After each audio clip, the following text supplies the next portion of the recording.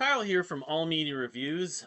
Here to do maybe a quick review and to show one thing. Um, oops. I did receive the first thing. I posted this on all the socials and everything. Scenes from a Memory, Metropolis Part 2, Scenes from a Memory. Novel based on the album by Dream Theater by Peter Arulian. Um, I read the intro and the first chapter last night, so how long of a book of this is? It's like about the band, about the author. How many actual?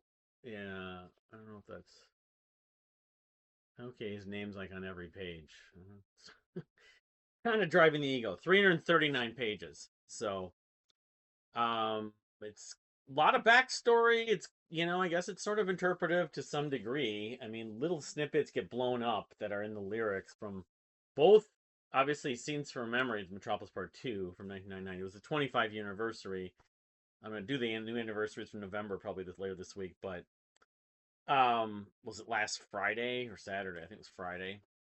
Maybe it was Saturday. I got this on Saturday, but 25 years. But it's also probably taking some hints on the first part, Metropolis Part 1, The Miracle and the Sleeper.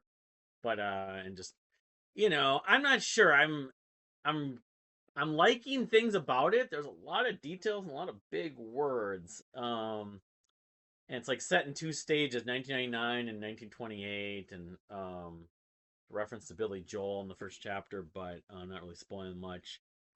Anyway, if I get around to reading it, finishing it, I'll do a more proper, in-depth review. So the other thing I wanted just to talk about or do an actual review, sort of, on the All Media Reviews podcast here, is I did go to see and spent it wasn't exactly nothing. I didn't go to see The Deer Hunter and Reign of Kindo, so the trade-off was I was going to go see the Tears for Fears film.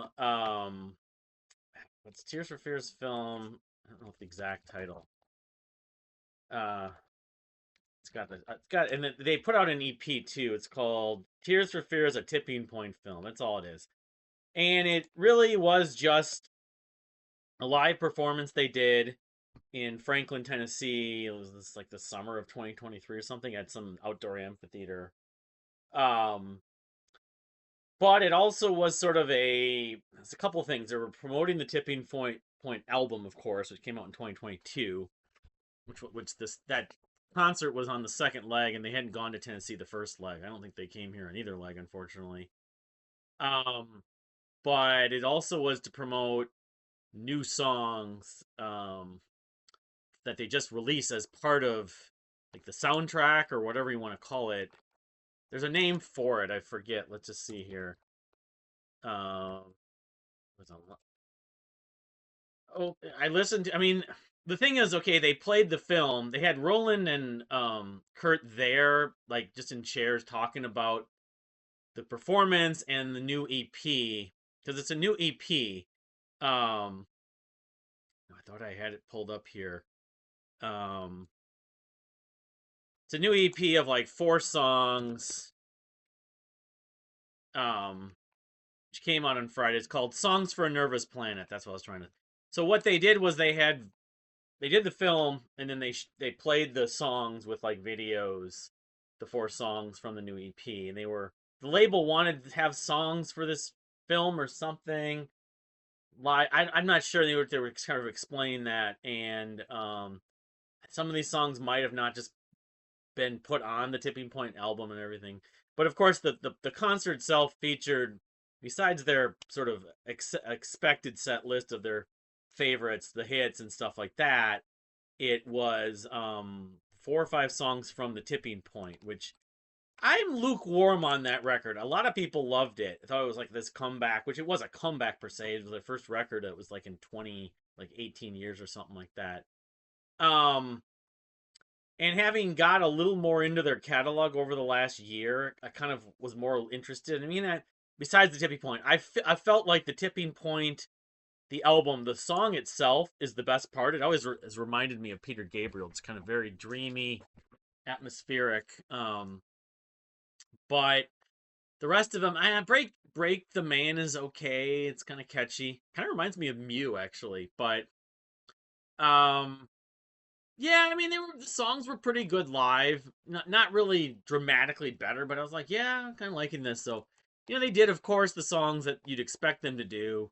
The what is it? The three big hits, of course, from Songs for the Big Chair. Everybody Wants to Rule the World. Head Over Heels, and Shout as an encore. And then, of course, they do the two biggest songs from The Hurting. Mad World, and in the encore they did Change, which Change is a great song. Well, they did three songs actually. They did Change, and then they paid Pale Shelter, which Jake Root always plays on when he plays that video frequently.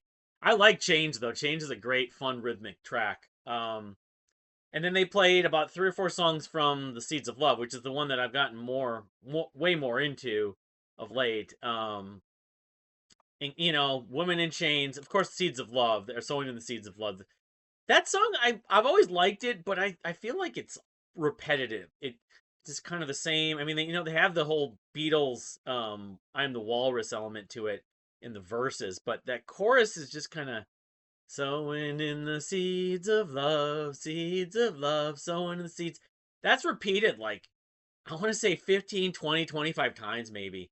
And so it's fine, but Woman and Change, and then the other one that was the Badman song. It's great. It was featuring Lauren Evans, the vocalist. They had two other singers. Um she's a really good singer. But of course it didn't have the singer that's on the album. Forget her name. I remember she's got an ethnic name. And she was on, I think, the new album too. Or maybe I'm thinking of, she might have been on the records that followed Seeds of Love. Um, Backing vocals. What's her name again? I looked it up and I found it the other day. We need the credits on this here. Long list. Olita Adams. That's it. Well, it's not really that. Her first name's kind of ethnic sounding, um, but yeah, I mean, Lauren Evans was very good. She has some good range and everything. They did at least one track from Everybody Loves a Happy Ending, which I think was Secret World. And again, I've listened to that album, but I haven't not in a while. And I remember thinking I was going to enjoy it more than I did. It has a very Beatles-esque element to it, but they did break it down again, of course, and I mean, from a set list standpoint, they did most of what I would expect them to do. I would have gone for them doing what's the song off Seeds of Love? Um, Not Woman, because they did Women in Chains. I'm looking at the track list. There's like many versions. Famous, no, Year of the Knife. I think that's the one. Um, I don't know. I mean, I guess if you pick it, it was like a 90-minute set list, and then they did the four songs. So it was good. I mean, if you're a Tears for Fears fan, especially if you didn't get to see them on the Tipping Point tour, and you really like the Tipping Point album, it's probably something to worth buying, or worth if you can find the DV, is it like a Blu-ray or maybe at least a download or a stream. Um, Going into theater, I don't, I mean, it wasn't exactly cheap, but I guess as an alternative, as a consolation, not being able to see the Deer Hunter with the Reina Kindo, which, by the way, the Reina Kindo has been playing, like, they did play part of on that tour. I was noticing that they did part of Careless Whisper, which I guess they had done like 12 or 13 years ago, but I forgot or didn't remember. Wasn't aware of. But that tour, going really well as far as I can tell. And Rocco the Snow released a new single, Rocco, very kind of synth pop driven. But and the Deer Hunter's been playing a song called "The Four Amigos," which probably is going to be on Sunya. There's a Q&A on Reddit with Casey last week, I think it was, and he mentioned that the documentary is going to come out in December, and one of the songs, maybe that the Four Amigos is going to be on that, I think, and not Sunya, but if I remember correctly.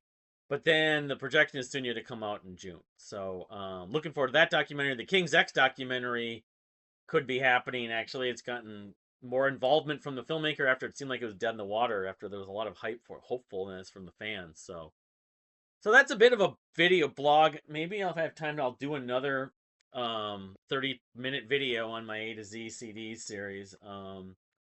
And yeah, getting back to my mother-in-law hopefully is doing better. She's not here anymore, and so somewhat get back to normal. Though of course we got the election a little over a week, and Halloween's this week. We gotta get past that period, and then of course we got Thanksgiving, Record Store Day, and I guess it never really calms down enough, but not until January maybe. But thank you for watching, and we'll see you next time.